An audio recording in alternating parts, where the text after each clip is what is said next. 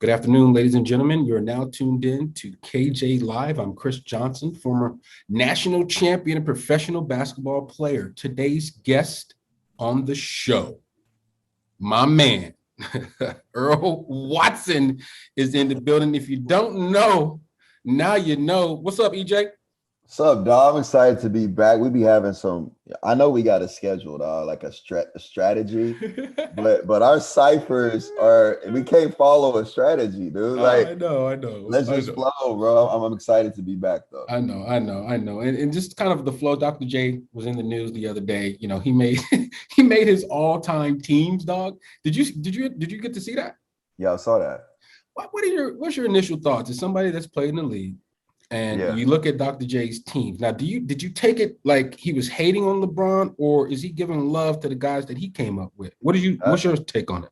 I take it as that's his perspective, and he's giving love to the guys he came up with who didn't have those options to be that mobile. Yeah. And I think that's brilliant of him to keep his peers alive and legacies alive in the relevance of now. Yes, Like, sir. when's the last time you've seen all those guys together on any graphics of today? Like, you know what I'm saying? So he's Yeah. keeping them relevant and he's doing what he's supposed to do. You keep your peers relevant, especially in the game of basketball. And hey, he's basically saying, like, we did it, we did it the tougher way than LeBron. Well, yeah, and Chuck D, who we follow each other on Twitter. He had made some points about how back in the day, he was a touring artist, and imagine, not having the private jet and not having all this and all the great things and the amenities that these guys have now today.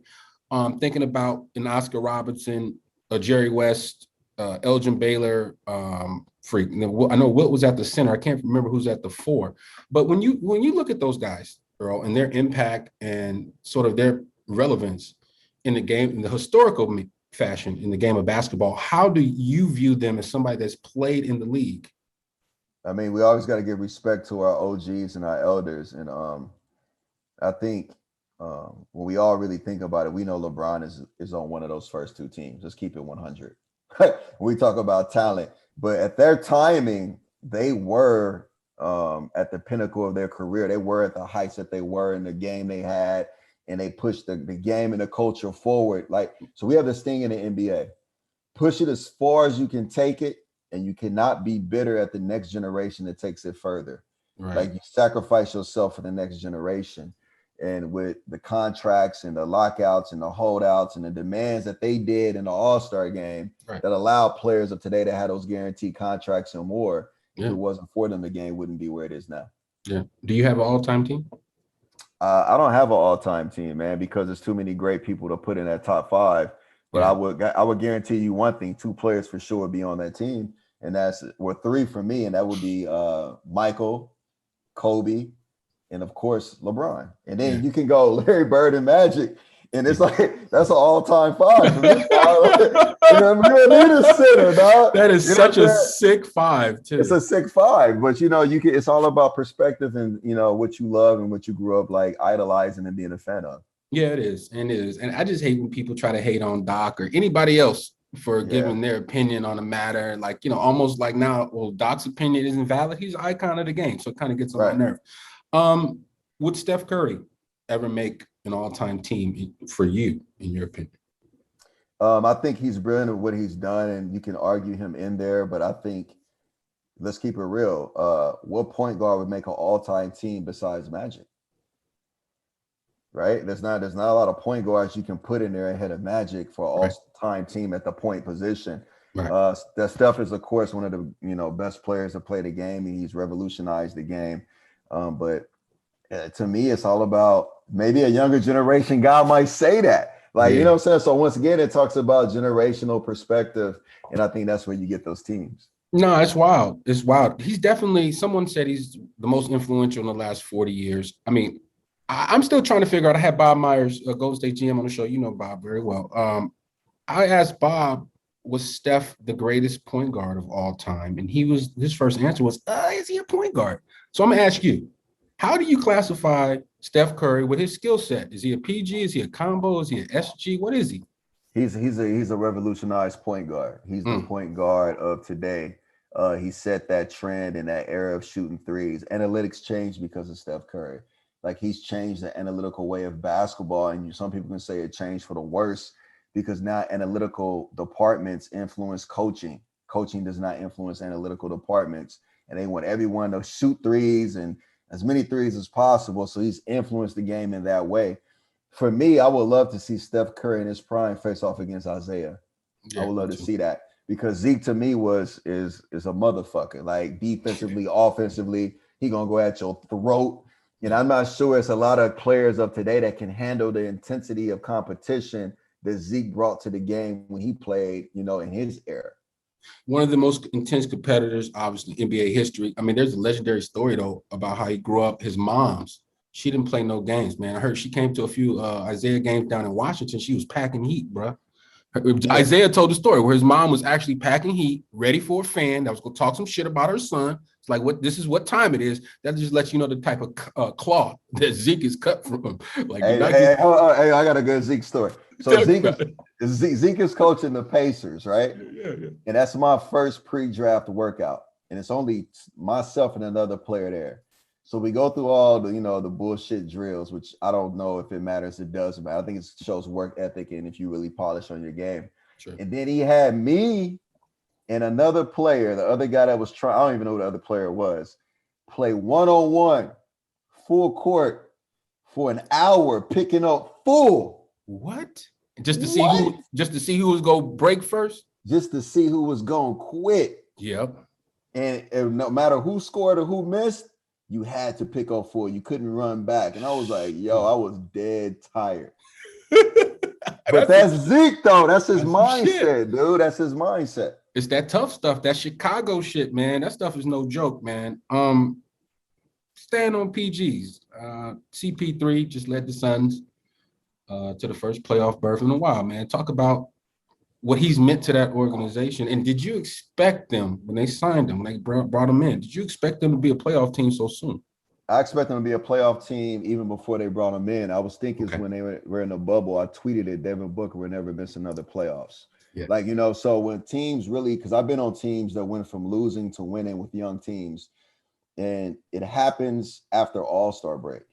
After All-Star break to the end of the season is a new season for young teams to make that jump.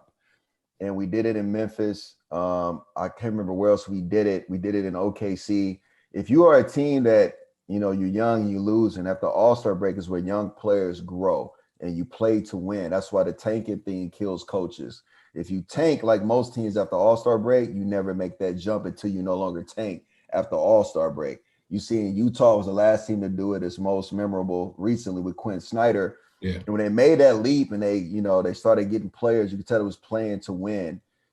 They got so close. I knew no matter who was on that team, Devin Booker was too good to let them not make the playoffs. And then when they got Chris Paul, we understand what he brings to the game. He is a throwback player, just knowledge, skill set, competitive nature, no nonsense, professional preparation. Players love to hate being his teammate. They hate it when they're his teammate, but they appreciate him more when he's not around because winning is that important. They see it. And you just knew he was going to have that impact on that franchise. Now, how they win in the playoffs is another stepping stone for them. And Chris Paul, who is still searching for that playoff success, like pinnacle Western Conference champion, winning the West, right? He's searching for that, but he has a dog next to him. If you keep it close, 6 points or less, Devin Booker can win any game. I will put him against any player in the NBA closing down the stretch of a game. LeBron? I will put him against anyone. He has a chance to win any game. And why is that? What is in his bag? What is it about his preparation, Earl, that gives you that type of confidence in that young man? When we started working Book out his rookie year, we started visualizing game winners and closing down games in the last 2 minutes. So you have players who work out for just their skill set and they build a skill set. And then you have players that work out that build a skill set and then they start visualizing how to win games. So all that game winner, pivot, reverse pivot, step back, elbow, isolation, post, one dribble, two dribble, off the bounce, all that's been visualized for the past 5 years now he's been in the league. So it's like he's been doing it over and over and over and over. But Yeah. now when he gets in the moment, he's just reenacting what he already lived in his visualization and his drills. Yeah. And the last time you were on the show, you told us about the Kobe system that you had him on and all the Kobe stuff, the Kobe work. And you can definitely see that stuff has paid dividends for the Suns. So you think Monty Williams will be the coach of the year this year? I think he has a great opportunity. I think he should be coach of the year. Who will win coach of the year? That's a coach of the year, MVP, all that shit to me has been so political lately. There's no way in hell Bron shouldn't have more MVPs. I don't care if he's the best player in the league every year, give it to him. So you just don't know anymore with that. But when you really talk about it, I think when you talk about players and coaches voting on it, and if it's not any media, I think he definitely is up there. So you think that then the last two times Giannis has won it, that maybe one of those two or both times Bron should have won it? Or what do you stand on that? You don't think Giannis deserved the MVP? I think Giannis deserved the MVP. I'm not gonna ever knock a player who win it, but Sure. in the NBA, it's a business, and it became more of a business than ever. And they wanna grab that international ticket, like you know what I mean. And it's not always what it is, dog. Like so say Jokic was MVP this year. Like it's more than just him being a better player. They're bringing a whole different market of support. And come on, dog. We all know Kobe should have won more. We all know that that was some bullcrap. Bron should have won more. It just is what it is. But players know what's up. Luka Doncic, unbelievable player. My question is, when you watch him play, like when you see how he gets off stuff, how he moves, are you at all surprised he's able to be so effective in the NBA? Or because I watched him since he was 15, 16, Slovenia, all that. Every level that he rose to, I was always just like, damn, how's he doing this? What are your thoughts on it? Man, confidence is more powerful than reality. You know what I'm saying? Like belief is more powerful than reality. He has been able and been gifted the opportunity to grow with the ball in his hands, and he's done it so many times. And we were talking about this other day. He reminds me of, and this is going to be very debatable. If Joe Johnson came into the league now, is he and Luka Doncic like kind of in that same DNA of big guard who can run the point? Joe Johnson came into the league, and because he was a big guard, he had to play off the ball. But if people don't remember, when he was with the Suns, he was the backup point guard, and he was dominating, but Steve had the ball. So Luka, to me, is the new age point guard of what Joe Johnson should have been or could have been if that opportunity was there. And he's young, and he's doing it, and he can shoot, he can score, he can pass. You can't put a small guard on him because he's so quick with angles. He's quick like D. Will quick, where you don't look quick, but you get him an angle to cross, and the goal is there with the step back, and he shoots right over you. And if you don't like it, he puts you on that right block, and he's able to spin and rock off you, hit a shot, or skip it for the corner three on the weak side. He's mastered all of that. The next thing for him to master for me is how good is he going to be playing off the ball? Because we all know playing on the ball can wear you out. We've seen James Harden do that forever. Tonight, he's finally having a chance to play off the ball. Yeah, high usage definitely is something to be concerned about. But staying on Doncic, where do you think, as far as in the league right now, where does he rank? Is he top 5 in the NBA, top 3? Like, honestly, just because he's been pretty productive, so it's hard to hate on him. But no, I'm a fan. I don't think he's top 3 or top 5. Okay. And I don't have a list for that just off the top of my head. But when you talk about where he ranks immediately, I think he's the next coming. Okay. And when I say the next coming, you talk about who's going to carry the torch after, LeBron. And there's a lot of players that carry that face and that torch, but who's going to really run with it? You have the older generation of players in the league right now who are, we hope they give us more of a say. 5 to 6 years away, it's going to be a new turnover. And I think he's in that new turnover as far as leading and having like that just his game is going to continue to evolve because he's still young. Yeah. And I can't wait to see who he becomes in his mid-20s and late 20s. That's going to be scary for a lot of players. Yeah, I'm interested to see that too, the natural development progression of his game, because he's only third year in the league and he's already murking guys. What about Zion? You think he can sustain this type of production playing at the size and this type of game that he plays? I don't think you can be that size playing that late in your career or even in his mid-20s or late 20s at that weight. They're going to have to find a way to make sure because he's a player that elevates. Extreme opposite of Luka. Yeah. Luka can play that way forever. Yeah. And still dominate. He That's doesn't real. jump, That's real. That's he real. doesn't jump and still dominate, right? Absolutely. But Zion has, if I'm Zion, dog, I'm calling LeBron. And I'm saying I am moving next door to you or wherever I can in your neighborhood. And I'm spending all summer with you. I want to learn how you train, take care of your body. How do you stay light, fit and light on your feet and minimize injuries with this size and strength as far as being athletic?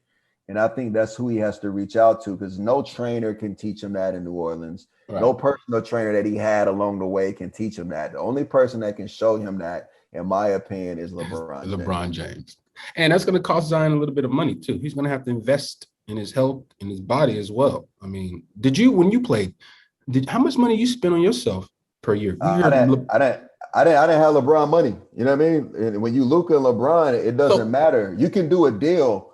You can do a deal with your shoe company, accept the cash, and then make them allocate money to your training.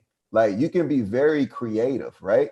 So he has the opportunities for that. They have that leverage and power. Okay. But for me, I spent a lot of money on my physical training and more than anything, my food. Okay. Food was everything. Precision Food Networks to me was the best person. And what did that consist of? Like, for kids listening. I stole that from Kobe. Kobe had them first, right? You know what I'm saying? So I saw him like coming in my workout facility talking about how he cooking for Kobe. And I'm like, yo, I got to have your number. Like, you know what I'm saying? Because food can't cost $1 million, right? And so he's so dope, dog. His name is Chris Talley. What he does is he takes your DNA. He's a NASA scientist that loves sports. He takes your DNA and he breaks it down and he tells you your entire DNA. It's not like a blood type. It's deeper than that. Right. He tells you your entire DNA, tells you what food you need to eat, brings down cancer levels, can tell you what's like conventional injuries can happen. He's preventative food, and food is everything. Wow, that's amazing, man. Staying on the NBA, do you think that the compressed season had any effect on the injuries? Absolutely. But what about those that say these are still normal everyday injuries that would have happened anyway if you played 82? Like, it's nothing. So specifically Jamal Murray, like, you think that has something to do with his knee being weaker? Because we're not seeing it. If that was the case, everybody would be getting hurt, right? Busting ACL. It wouldn't be everyone. It's like, you still have percentages, laws of percentages, right? Yeah. And to me, it's the compressed season because there was no summer to train. And we all know in the league, you need a summer to first heal, build up your body, train for the season, and prepare for a season mentally and physically, because mentally can wear you down physically. And when you have such a quick turnaround, everyone in basketball knew what was going to happen. That's why you see players talking about health protocol. I'm not going to play, or I'm resting, or, I got to rest. And what Kyrie and what Brooklyn is doing is brilliant. They understand the potential loss, especially KD coming off an injury.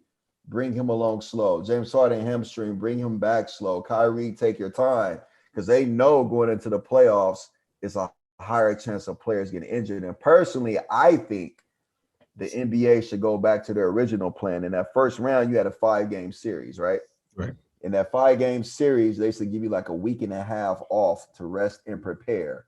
This season, more than any season, I think they should have that week and a half off to prepare, because we really want to see bubble basketball at its highest quality outside the bubble. Where you had an opportunity for guys to have that rest, prepare, and the game was played at such a high level. It was great for the branding of basketball. So what if the playoffs run a little bit late throughout June, maybe the 4th of July? We want to see healthy players making big time plays. It's great for the game. Are you a fan of the play-in game? Not really, because I feel like you can kind of mess around. It takes away from actually busting your ass and getting that 6 through, what is it, 6, 7, 8 seed, maybe, like, what I'm saying? It kind of, and then it goes, what is it, 7 through 10? I think so, yeah. Yeah, it kind of takes away. It's really difficult to be in that top 6, especially in the West. I'm not a fan of it, but I'm a fan of watching it. Well, it's going to be exciting. You got something at stake. It's Yeah, like the wild card in Major it League is. Baseball. You It know what is I'm saying? very exciting. I'm a fan of watching it, but as far as being there and understanding the grind it takes to get there, Yeah. I am not a fan because now because now some teams are walking into that game and they really solidify themselves as a top 8 team, and maybe they're dealing with some injuries and gonna get caught by a team that's just been bullshitting and just been lingering, and but it's fun to watch though. No, I like that. I like just the unknown nature of everything where anybody could potentially win if they get hot. I like that, but I need What to then? What know. then? What then? What then? Let's just go 1 through 16. Let's not do division. Let's just go record 1 through 16, the whole NBA, and just play it all the way out. Like and then you have true unknown and put matchups, and you Yeah. really are playing for the right reasons. Why you think they won't move to that format? I think traditions. I think logistics. Teams don't want to fly east to west for playoff series until the finals It matters, because yeah. the wear and tear on the body, which is what brings us back to a quicker season and a compact season. The wear and tear of the body.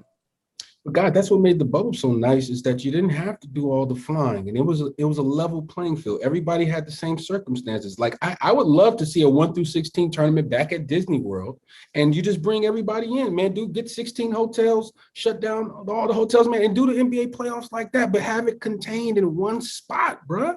Have it travel like the Super Bowl. Yeah, man, That, come that on, that'd be man. hot. Different venues, man. Maybe we're onto That'd something here. Maybe we're that'd be onto something. that'd be hot. Hey, that'd be hot. Hey, even as a former player, you like to watch it on TV. You don't care about going, right? But if they did that, I would love to go. Yeah. I mean, I Right? think it would be off the chain, my guy. Let's call Adam Silver and make that happen, Earl. Um, as far as moving on from the NBA, let's talk about college a little bit. I know you watched the college game. Um, what are your thoughts on a guy from UCLA like Johnny Juzang testing the waters? Do you think he's going to be a first round draft choice? Yeah, and he has to go. You never have another opportunity like that, and the chances of you having a run like that, as far as individually and as a team, is possible. Individually scoring points and getting hot is going to be very difficult in college basketball because of lack of spacing. And you really think about it, he played this entire season injured. And when I seen him play and I see his rhythms, and I'm not saying he's going to be as good or better, I see a lot of Devin Booker rhythms in him. Like, I don't know Johnny's mindset because Devin mindset separates him from everyone. If he has that mindset, it's going to be a steal in the draft. And remember, Book went 13. So it wasn't like everyone knew he was going to be like this top player. They saw the potential and thought maybe something could happen. Yeah. And I think Johnny has that. And when you talk about the business of basketball, he brings a whole Asian demographic with him. So he is very, very attractive to any NBA team. So you think that would have something to do with him getting drafted? Look, it's not the only reason, but since Linsanity took place and all that, you think that in Yao Ming, that's a market that the NBA is looking to try to get back into? That is a market that they covet. You know what I mean? So if I'm the Rockets and I see him coming up, which they're going to have a high pick, and you talk about maybe he's a late lottery to like mid lottery, right? Maybe he's a late lottery to maybe into the first. I don't know where he's ranking right now, but if Yeah. he is like a late lottery pick and I got a number 7 pick, I don't give a damn about the late lottery pick.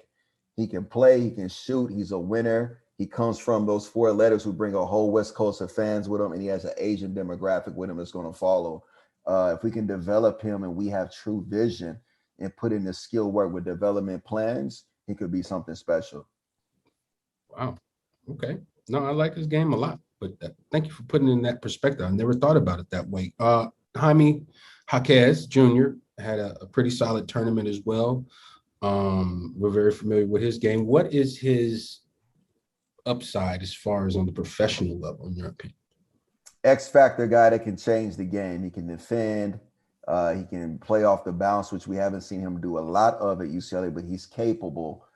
He's really a 3. He plays 3-4 in college, and he can guard a 5. I would love to see him guard a 1 through 3, maybe a 4, and eventually a 5 at the next level because small ball is in. And he has to become a better 3-point shooter, efficiency from the percentages wise, going into the draft, right? Mm-hmm. So his potential is very high. And, he brings another demographic with him, a Latino demographic. And Mexico as a city, or Mexico City and Mexico as a country, is a place that the NBA see as a new frontier with a new G League team. And it's something that they really emphasize, and they trying to push that direction of building basketball in that country to hope and developing a Triple J. So he's ahead of the curve. Absolutely. What are your thoughts when you see there's several sort of startup basketball leagues that are now targeting elite high school talent? Overtime has a league. They got 80 million in funding from Amazon. There are a couple of other leagues. David West is a commissioner of one of those other leagues as well. What are your thoughts on these type of leagues? You were involved in the JBA, which seems like the blueprint that these leagues are borrowing from. What are your thoughts on that at this current juncture? It's amazing how when LeVar Ball did it, he was the worst person on earth. And he didn't even do high school. He did post grad, right? He did 18 to 22. Yep. Only person that was in high school was his son, which had every right to decide what to do with his son. And they thought it was a complete failure. Oh, he's killing this kid. And now we see this kid hoop LaMelo Ball, and everybody oh my God, he's so amazing. You're too late. The ship has sailed. Yeah. I don't like the high school point of it. I think it's taking kids from high school who come from environments and resources that are lacking, is dangling a carrot in front of, kids who are economically, challenged, and families that are economically challenged at the highest level. And it's saying, hey, come play for us.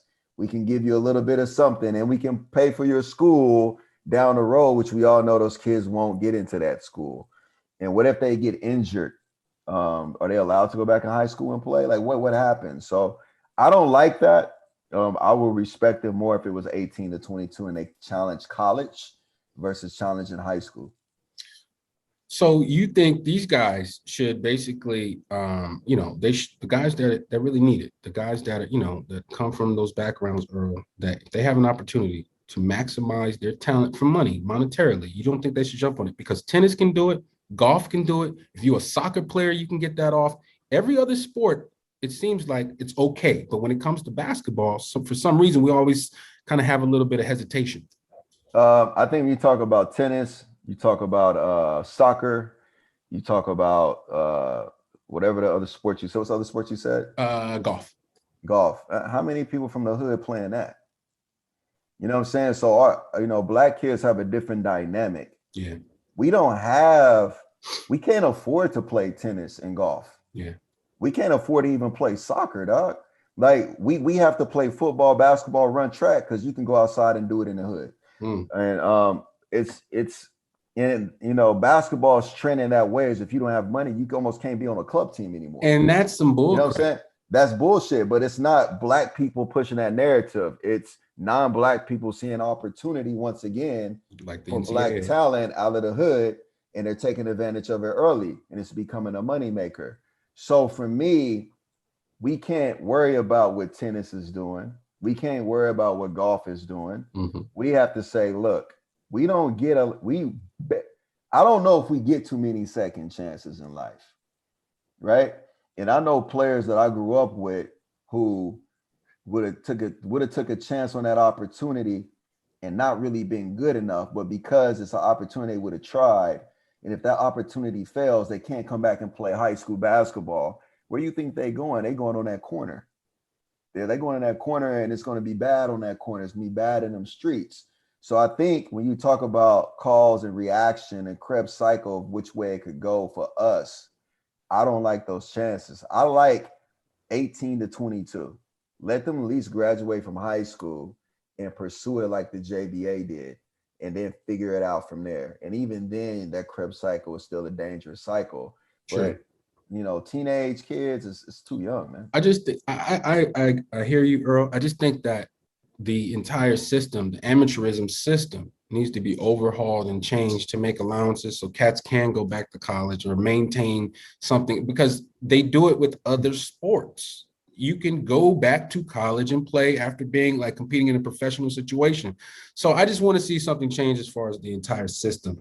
You brought up some really poignant points about the type of kids, the African-American kids that play these sports and focusing on us. I wanted to talk about some of your work that you do in Kansas City. through your foundation. You have a school. Can you just talk a little bit about that? Because I've always wanted to get into a conversation about that because you're passionate about this subject.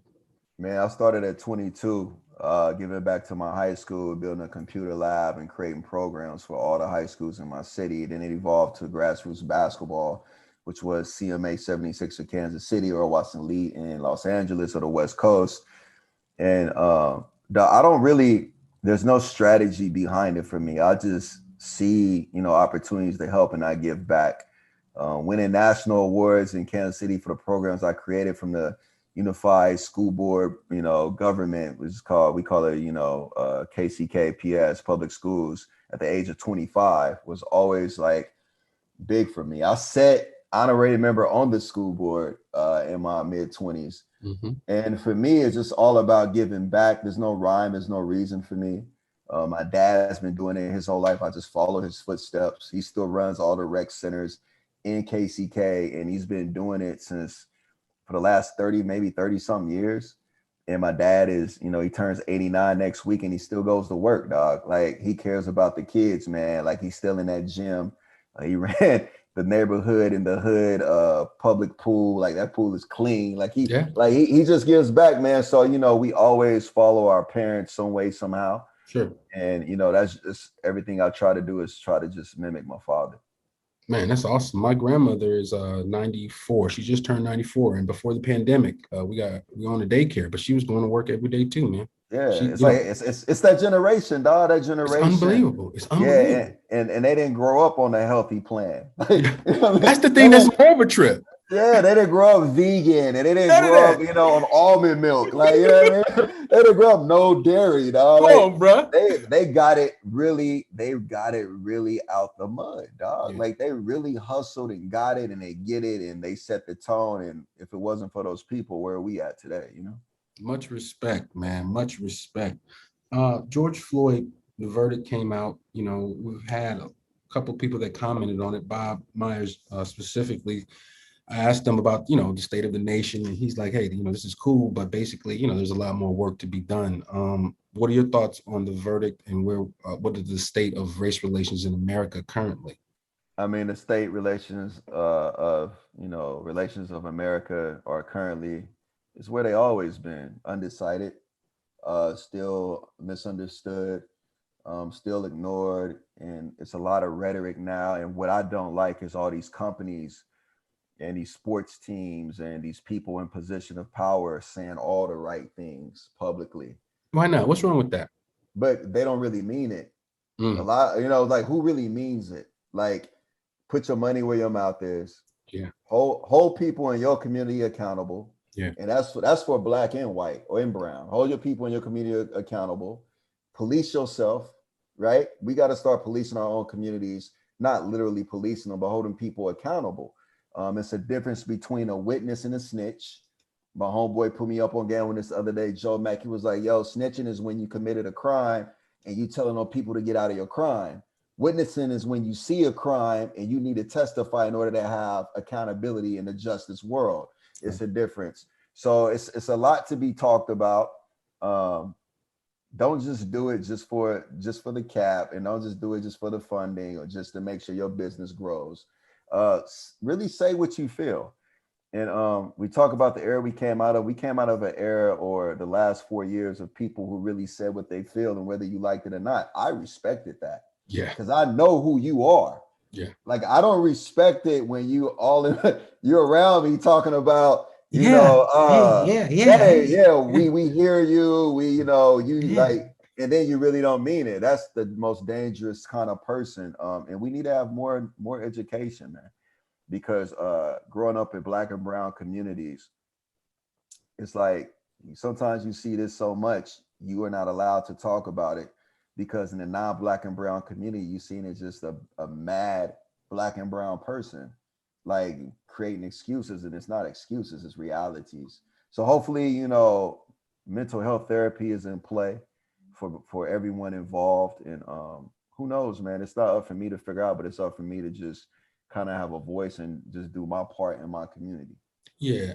I think the big thing for guys like us to do is definitely have a positive effect on the next generation, however that we can do it. And we got to be able to keep it real. Like the part I love about where we are as a country is back when I was coming up, you bring up talking black stuff, talking racial stuff. They always tell you as a black person, oh, you playing the race card. Oh, this, oh, Right, that. You know, they used to try to make you feel guilty. Look, in right. college, bro, they trying to make you feel guilty. I went through experiences at UCLA. They're like, oh, don't talk about that. And, you know, kind Yeah. of keep it low. It was kind of like, what? So now I'm just, at the current state and the next generation, they're not afraid to use their platform. Well, here's the thing. Here's the thing, Chris. You have all these people in position of power and all these companies talking about, whether they're saying Black Lives Matter, and we need accountability, and systemic racism needs to end.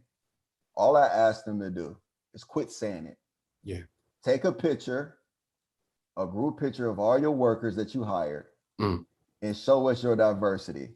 Yes. If there's no diversity in your company, shut the fuck up. Because it's just rhetoric. It's just political rhetoric to be on the right side of history. So do us a favor. Open up the lens into your arena and show us what your position of power look like as far as people you hire who have position of power and who they hire. If those pictures don't represent your words, it's called systemic racism, right? Systemic. So chill on that, bro. You can't hit me with the rhetoric and, but then on the low, you have the microaggressions and the dog whistles and the optics of not, following. If the rhetoric and the optics don't follow, I'm not really rolling anymore, bro. Yeah. Do you think the rhetoric and the optics aligned in regards to the NBA's position on the social justice movement? Needs to grow. Predominantly, African American league. You have players that create so many jobs for people in each organization. You have the business of basketball, and then you have the basketball side, two different sides. Once again, I would love to see the percentages of diversity, and I'm not talking about man to women. I'm talking about African Americans. In your business of basketball departments and your basketball department. And if it doesn't match, then you are not really following what you say. So to me, like, you just can't put players on the court and say Black Lives Matter. We are pushing the right narrative, but then behind the scenes, these players are creating endless opportunities for people that are not being hired of African American descent. It's not. It has to go hand in hand, and that is the mindfulness of race that needs to be spoken about. Like, that's the mindfulness that is lacking, I think, everywhere. And I haven't seen anyone talk about it yet. Yeah, what I noticed also is they sort of manipulate the data a little bit. So now, when they're talking about, the hiring practices of, say, NBA organizations, they're talking about it in terms of minorities. So now they're including everyone else, which is not, I don't have a problem with that, but I specifically want something for Black people.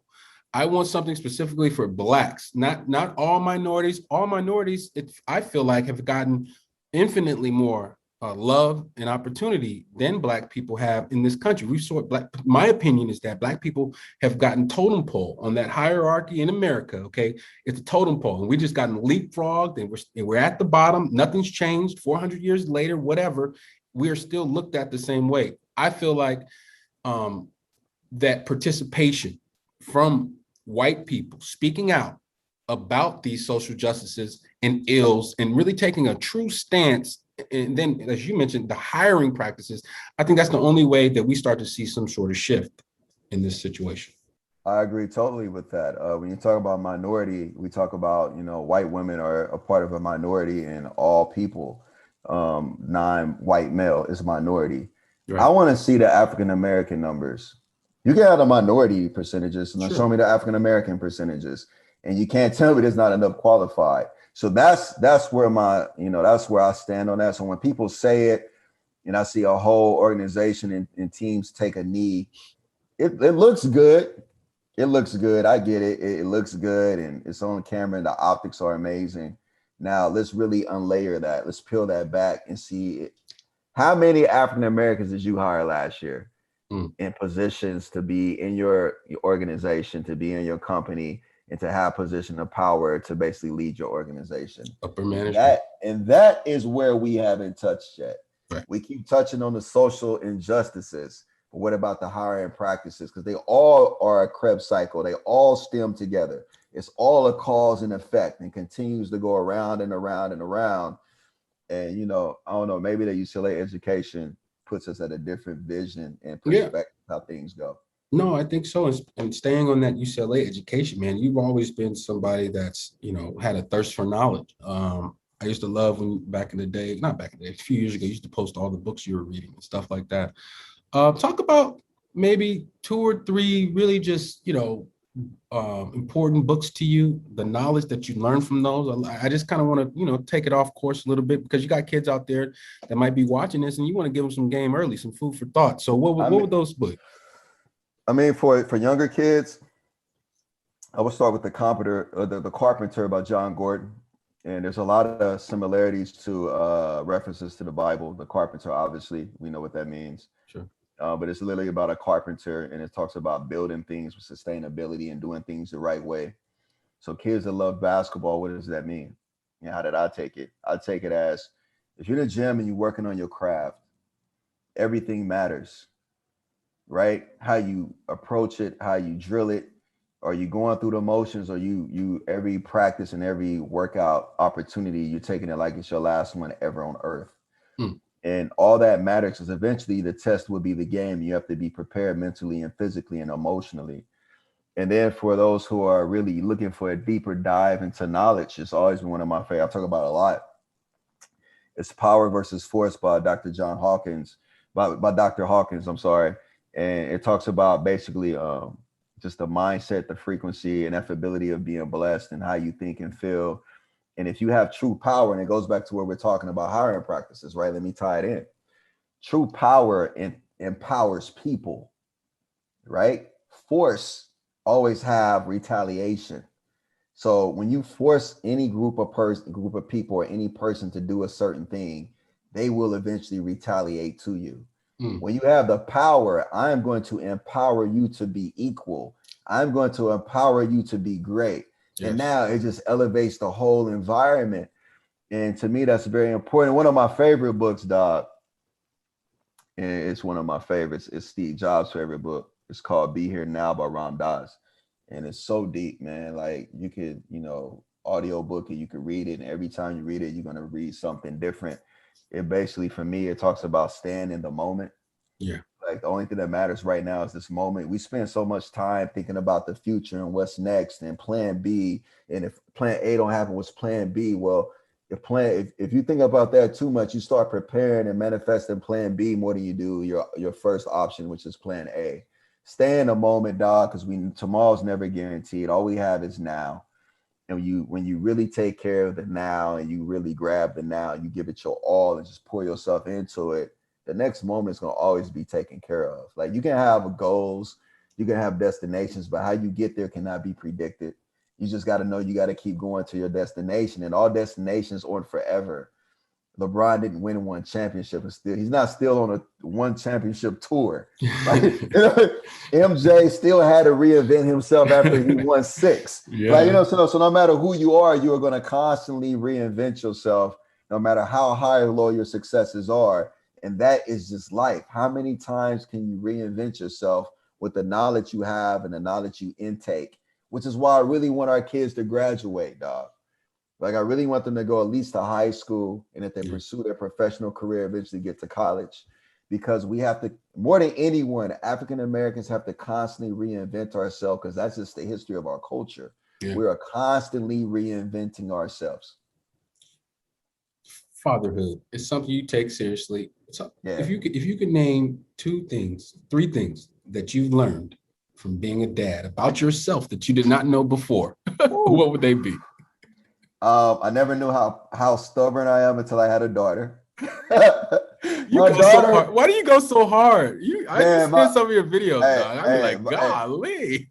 my daughter is me all day. Like, she is so stubborn. Like, we had these great debates, and she wants to be a lawyer, and I wanted to be a lawyer, and we really be debating to the point where I had to say, listen, we're not equal right now. I'm your father, you're my daughter. Like, this is what I say. And then, dog, my son has so much happiness in him. And he has Matt's birthday, so it kind of scares me how much happiness he has. He has so much free will in him, dude, and he's always a light. And it just goes to remind me to stay in the moment, because this dude constantly stays in the moment. Wow. And it just really, they really center me in two different ways. And I'm very grateful to be challenged by father, because it's a challenge, dude. Like, I'm very grateful to be challenged by it, and I'm very grateful to have the opportunity to lead and be a father to, my son and my daughter. The thing I love about fatherhood is me. I was always being tough and just everything about my personality. With them, they strip me down. So they talking shit about me, clowning, Yeah, and I had to yeah, learn how to take that stuff. And yeah. me, Earl, sensitive guy. Like anything that was ever said in life, I'm trying to fight. So I Yeah. got these kids that hit me up, but Uh, I developed that thick skin, and I could laugh at myself, and I could, it wouldn't bother me. I mean, they've really done wonders in changing my entire disposition as a human being, and I'm thankful for them for that. hey, so my daughter has allowed me to see the world through what Yeah. I can, as much as I can, through a female's perspective. Yes. And if it wasn't for her, I don't think I would understand. And it's not that I didn't want to understand before. It's just that I was never mindful of it. Like, I'm a young boy, a young man. I'm like Yeah. hooping and doing my thing. And it's kind of like, until you have a daughter, you're like, oh, that's what you see? Or Yeah. you hear her talk, you're like, who said what? Like, Yeah. you know what I'm saying? So you start to change your dynamic. And I am very grateful for her, because she truly anchored me. Yeah. Like, she anchored me to the point where I now, because of her, I started watching more women's sports. Yeah. Because of her, I really support women's basketball at UCLA more than I support the men. Because of her, I understand, like, I got to give her more time to get out of bed to get ready for school, because we would roll out of bed and just go. Like, she needs at least an hour. You know what I mean? Mine And I'm too. like, I can't really rush that process. So she's made me more patient, and she's constantly challenging my patience. And because of her, I think I became a better person. I'm telling you, man, the whole thing about empathy, right? And understanding a Yeah. woman's point of view, a woman's perspective, where we grew up in a testosterone laden environment our whole life. So it was just Yeah. dude shit all the time. And Yeah. now to have the most important people in your life being females, to where you got to chill, understand, listen. You got to learn how to talk to them the right way. You got to learn how to Yeah. respond the right way. It's a whole dance, man. And I learned that, man. And it makes me feel good on the inside, because now I know that I've grown and evolved as a man, as a person, Yeah. Earl. You know what I mean? And it feels Yeah. good to get to that point. Then you look back and like, damn, I was a Neanderthal, but it is what it is. It was what it was. I'm not looking back. You know what I mean? Hey, you know what else? My son last week, right? He's 6. He was crying. I was like, hey, no crying. Right? Yeah. He's like, you always let Bella cry. Why you don't let me cry? The I'm like, double damn. standard. I'm like, damn, I gotta give my son room for his emotions too. Yeah, you do. Like, you know what I mean? Like, I can't really make him. And as young black man, we were taught to be so tough early, and we never Yeah. knew why. But Yeah. we now know, because our parents knew the challenges we were going to face later. Right. And I'm like, yo, so that's a new balancing act for me. Like, where do I Yeah. let him be emotional, and where do I toughen him up? Because this real world is different for us. Like, so I'm having that balance right now, and I'm learning that. No, it's definitely a learning process, man. I mean, you got to let the young men be emotional. You got to let them be Yeah, in tune with that, because when you yeah, don't, me personally, I used to bottle it up, and then when it used to come out, it was a big explosion. You know what I'm saying? So yeah. now, when you let people express themselves, they don't have that same stuff when they finally hit their boiling point, if you will. So I'm right there. I'm right there with you, my brother. Um, Earl, I got probably another question for you, and then I'll let you go. I've always had you on for almost an hour. I know you're a busy guy. If you could name one thing in your life Yeah. that you absolutely cannot live without, and it can be anything, Basketball. why? I mean, because basketball for me was, no matter my environment, it was the only thing that was my serenity. Like basketball for me was where no matter what went on in my family affairs and the challenges and the pains and the trials and tribulations or deaths, I could always grab that basketball, go play pickup or go in the gym, and nothing else even matters. You Mm-hmm. know, so basketball for me was like my paintbrush, and the gym was my blank canvas, and it took me away. I could put on a jersey and become a different person and separate myself from the realities of life and the trials and tribulations I was coming from. I slept with my basketball all the way Yeah. till UCLA. And then I used to I put it next to my bed. It went everywhere with me. So it's always been basketball. And I've seen basketball bring so many different people together. When I had Earl Watson Elite, we had the kids from South Central, the kids from Compton. We had the kids from Bel Air and Beverly Hills. Mm-hmm. Midway through the summer, they was like this, spending the night at each other's homes. Early in the summer, they was separate. Yeah. And I've seen how basketball can overcome a lot of things. And when Yeah. you're on the same team and you put on the same jersey, you don't give a damn what race anyone is. All you care about is can you defend and are you going to lock up and are you going to hit the shots and work hard? Because winning is the only thing that matters. So to me, I think it's the beauty of the sport. I think without it, I don't know where I don't know where I would be at all. But it changed my life, bro. Absolutely. And it continues to change our lives. And as we continue to go on this journey, my brother, man, that was a great answer. I never thought about that. I thought you might have said something else, but yeah, I guess I agree. I Yeah, agree. No, it's the I same for agree. you. It's the same exact Yeah, way. It's the same exact yeah, way. I cannot live yeah. without it. Well, Earl, thank you so much for joining KJ Live today. You can find KJ Live on the iHeart Podcast Network, Apple Podcast, or wherever it is that you get your podcast. Ladies and gentlemen, Earl Watson. Thank you, my brother. Appreciate you, bro. I appreciate Always. you. All right, later. All right, up.